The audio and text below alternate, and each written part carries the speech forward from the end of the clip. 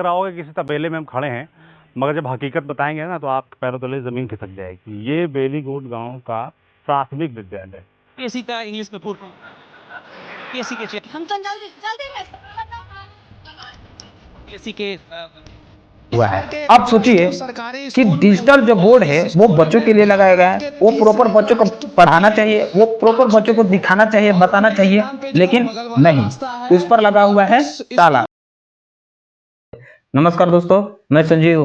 विश्व गुरु कहा जाने वाला देश भारत में एक ऐसा राज्य था जो कभी शिक्षा ग्रहण करने के लिए लोग जो है विदेश से भारत को आते थे ज्ञान प्राप्त करने के लिए, ज्ञान को अर्जित करने के लिए। लेकिन आज वही राज्य जो है एजुकेशन के मामले में पीछे हो गया है। जी, मैं बात कर रहा हूँ बिहार राज्य तथा बिहार के एजुकेशन सिस्टम को। इसलिए यह वीडियो आज का खास होने वाला है उनके लिए जो वो जानना चाहते हैं कि आखिर क्यों बिहार का एजुकेशन इतनी खराब है, आखिर क्यों बिहार जो है एजुकेशन के मामले में सबसे नीचे है।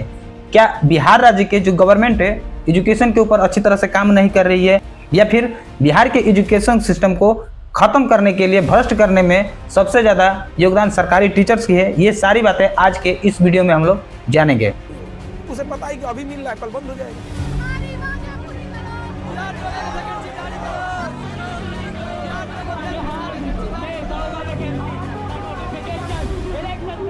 अब देखिए, बिहार सरकार जो है हर साल लगभग अपने कुल बजट का लगभग 18 से 19% जो है बिहार के एजुकेशन सेक्टर में डालता है। लेकिन फिर भी जो है एजुकेशन सिस्टम इतनी खराब है कि हर राज्य की अपेक्षा बिहार का एजुकेशन रैंकिंग जो है सबसे नीचे है।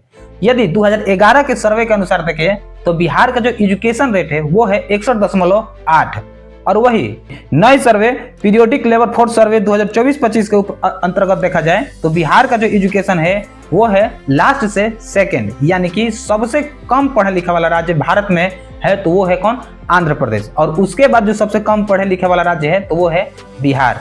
लेकिन अब देखने वाली बात यह है, बिहार सरकार अपने बजट का लगभग 18 से 19% बिहार के एजुकेशन पे डालती है, जो कि भारत के अन्य राज्यों की अपेक्षा अधिक है।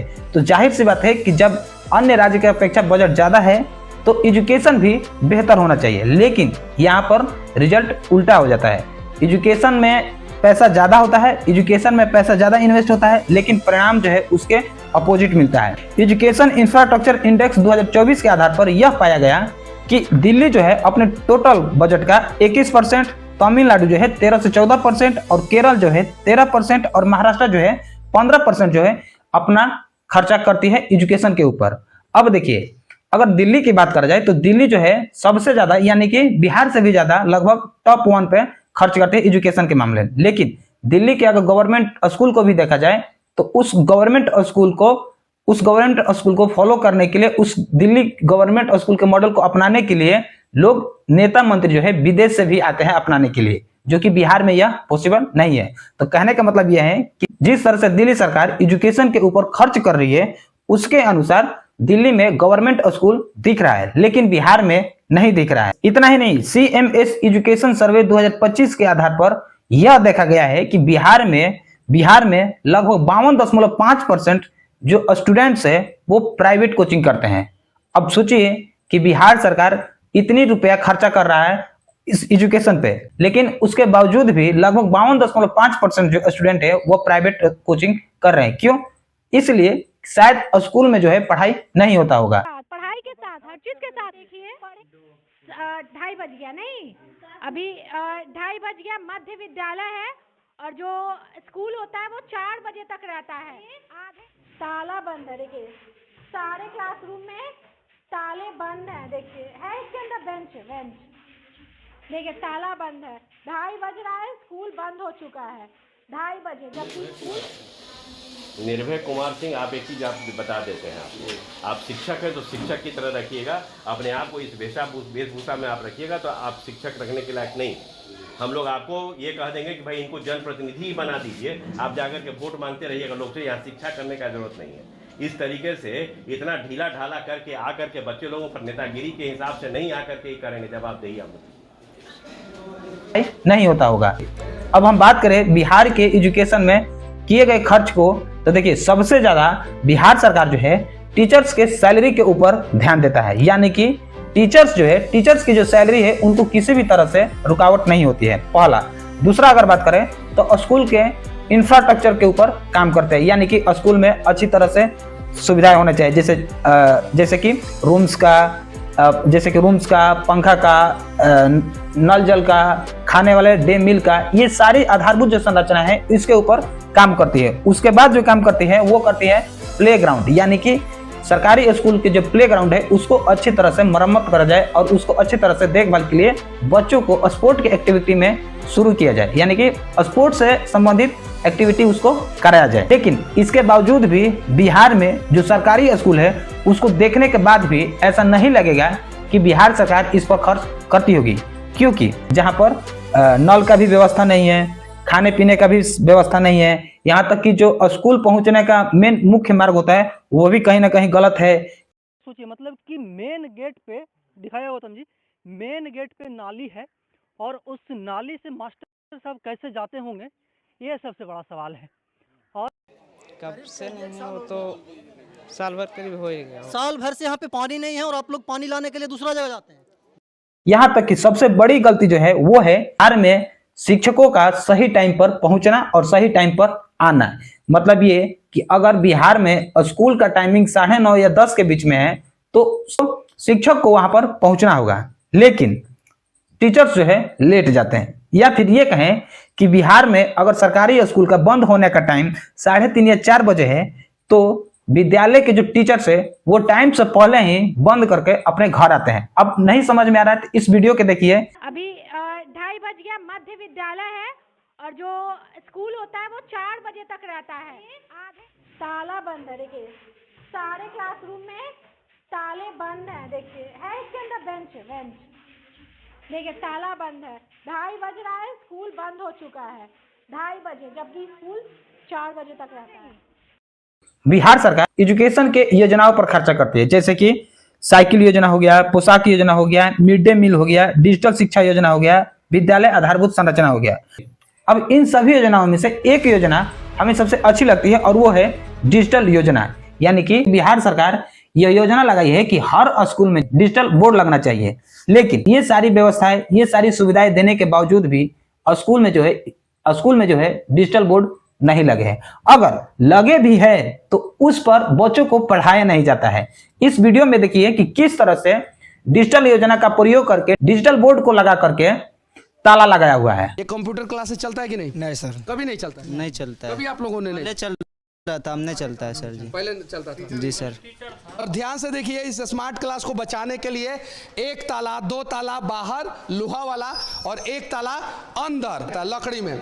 और अब सोचिए कि डिजिटल जो बोर्ड है वो बच्चों के लिए लगाया गया है, वो प्रॉपर बच्चों को पढ़ाना चाहिए, वो प्रॉपर बच्चों को दिखाना चाहिए, बताना चाहिए, लेकिन नहीं, उस पर लगा हुआ है ताला, उस क्लासरूम में लगा हुआ है ताला, ताकि उस डिजिटल बोर्ड को कोई चुरा न ले। अब समझिए कि अब वो योजना है किस काम का। जरा सोचिए, एक क्लासरूम जो है 16 कमरों का इस स्कूल में सही। दलित राइट एक्टिविस्ट हैं और ये बच्चों के भविष्य के लिए नहीं आए हैं। जो दलित के बच्चे इसमें पढ़ते हैं उनको भविष्य बचाने के लिए नहीं आए हैं। जो हेड मास्टर मैडम है ना, उनके भाई हैं और उनका भविष्य बचाने के लिए आए हैं। ऐसे कितने सारी समस्याएं भरी पड़ी है बिहार में। बिहार सरकार अपना खुद काम कर रही है, लेकिन अगर ग्राउंड लेवल पर देखा जाए तो बिहार की एजुकेशन है वो पूरी तरह से नष्ट हो चुकी है, क्योंकि न टीचर समय से जा रहे हैं, या फिर जो मिड डे मील का जो योजना है उस पर भी सही तरीके से काम नहीं किया जा रहा है, सही ढंग से टाइमिंग पर खाना नहीं दिया जा रहा है, बच्चों को अच्छी एजुकेशन नहीं दिया जा रहा है। या फिर सबसे बड़ी अगर कमी कहा जाए तो वो कहा जाएगा बिहार के गवर्नमेंट टीचर्स के एजुकेशन के ऊपर, क्योंकि कुछ वीडियो देखने के बाद यह पता चलता है कि बिहार में कुछ ऐसे टीचर्स हैं जो इनको बेसिक नॉलेज नहीं होती है। बेसिक का इंग्लिश में फुल फॉर्म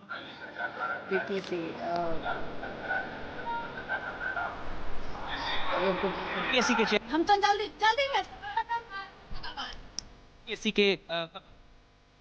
बीपीएससी के चेयरमैन उपराष्ट्रपति कि ये टीचर जो है कैसे टीचर्स बनी होंगी। ये तो है अभी छोटे छोटे स्कूल का, जैसे कि माध्यमिक हो गया, प्राथमिक हो गया, या फिर हाई स्कूल का। यहां तक कि बिहार के सबसे टॉप यूनिवर्सिटी पटना यूनिवर्सिटी है। अब पटना यूनिवर्सिटी में भी अगर देखा जाए तो पटना यूनिवर्सिटी के रूम में जो है पंखे नहीं है, यानी कि जो बच्चे रहते हैं, जो बच्चे पटना यूनिवर्सिटी के हॉस्टल में रहते हैं, उस हॉस्टल में पंखा का भी व्यवस्था नहीं है। यहाँ तक कि पटना यूनिवर्सिटी के क्लासरूम में जो डिजिटल बोर्ड लगाया गया है, उस क्लास में भी बोर्ड का प्रयोग नहीं किया जाता है।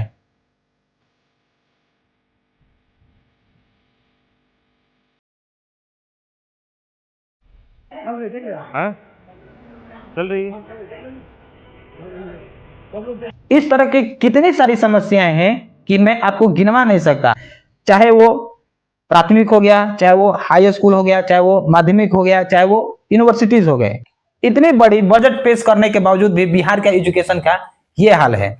अब जरा सोचिए कि कौन ऐसा राज्य होगा कि उस राज्य का जो टॉप यूनिवर्सिटी है, उस टॉप यूनिवर्सिटी में भी आधारभूत संरचना नहीं है, जैसे कि पंखा नहीं है, बेड नहीं है, या फिर हॉस्टल की अगर बात करा जाए तो रूम फैन नहीं है, मतलब कि इंफ्रास्ट्रक्चर बहुत खराब हो। ऐसा कोई ऐसा जल्दी राज्य नहीं मिलेगा, लेकिन बिहार राज्य में पटना यूनिवर्सिटी का ये हाल है।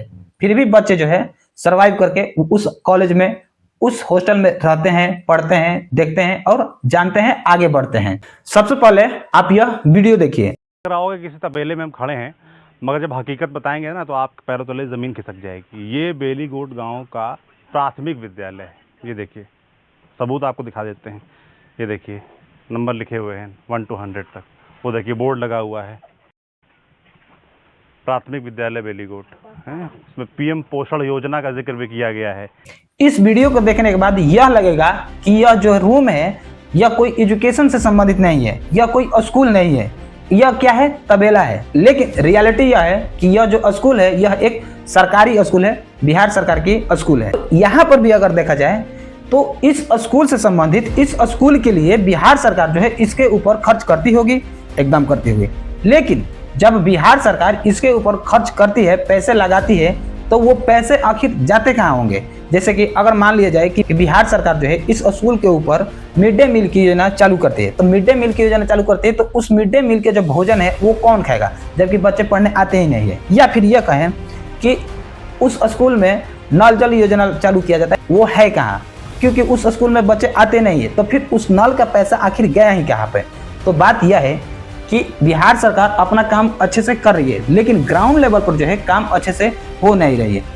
लेकिन रियलिटी यह है कि यह जो है एक सरकारी स्कूल है, भले पढ़ाई हो चाहे ना हो, इसके नाम पर जो है खर्च आते होंगे। यहाँ के जो शिक्षक होंगे, उस शिक्षक को सैलरी आती होगी, भले बच्चे पढ़ने आए या फिर ना आए। पर्दा देखिए, ये देखिए ध्यान से, ये देखिए, ये देखिए, ये देखिए, ये इसमें देखिए मकड़ी का जाल है, स्पाइडरमैन आ चुके हैं इसमें, क्योंकि ये स्मार्ट क्लास खुलता ही नहीं है, यहाँ के बच्चों ने बताया है मुझे। ये देखिए, ये देखिए स्मार्ट क्लास का स्थिति देखिए, ये देखिए, ये देखिए, ये देखिए सामने से। बिहार के लगभग हर स्कूल में, एजुकेशन के हर सेक्टर में कहीं ना कहीं फ्रॉड, धांधली जैसे हमें समस्या देखने को मिलती रहती है। जैसे कि रिश्वत लेना, अवैध तरीके से पैसा निकलना, योजना में गड़बड़ी, या फिर फर्जी बिल बनवाना, या फिर शिक्षक भर्ती में गड़बड़ी। इस तरह के बहुत सारे ऐसे न्यूज हैं जो कि बिहार के एजुकेशन से, बिहार के एजुकेशन के स्कूल से संबंधित हमें न्यूज देखने को मिलते रहते हैं। अब सोचिए कि बिहार में जो भी वेंडर है थोड़ा मोड़ा काम कराते हैं, और थोड़ा मोड़ा काम करवाने के बाद जो है एक फर्जी जो है लिस्ट बनाते हैं, और लिस्ट के आधार पर उस लिस्ट को सरकार से पैसा निकलवाती है, ताकि मैंने ये सारा काम कर दिया है, अब मुझे वापस पैसा, अब मुझे मेरा सब पैसा चाहिए। अगर इनसे अच्छा देखा जाए तो सरकारी स्कूल से अच्छा तो वित्त रहित स्कूल है, क्योंकि परफॉर्मेंस की बात करा जाए, अटेंडेंस की बात करा जाए, शिक्षक की बात करा जाए, तो हर सेक्टर में जो है, हर परफॉर्मेंस जो है बिहार सरकार के गवर्नमेंट स्कूल से वित्त रहित स्कूल जो है सबसे आगे निकल जाएगी। और यहाँ पर सबसे बड़ी बात, मैं बच्चों से एक अपील करना चाहता हूँ कि जितने भी बच्चे, जितने भी स्टूडेंट्स स्कूल में पढ़ते होंगे, कॉलेज में पढ़ते होंगे, उन सबको यह अधिकार होता है कि जो भी सरकार के द्वारा योजनाएं लाई जाती है, उस योजनाओं को प्राप्त करने के लिए अपने टीचर्स के पास कंप्लेन करें, क्योंकि सरकार जो है हम स्टूडेंट्स के लिए ही यह योजनाएं ला रही है। हम स्टूडेंट्स को प्रोत्साहन देने के लिए ही, मनोबल को आगे बढ़ाने के लिए ही यह योजना ला रही है। चाहे मिड डे मील हो, चाहे पोशाक हो, चाहे साइकिल योजना हो, किसी भी तरह के अगर दिक्कत हो रही है तो हर स्टूडेंट को यह अपील करता हूं कि वो अपने प्रधानाचार्य को, वो अपने शिक्षक को यह कंप्लेन करे कि मुझे इस तरह की व्यवस्थाएं क्यों नहीं मिल रही है। धन्यवाद।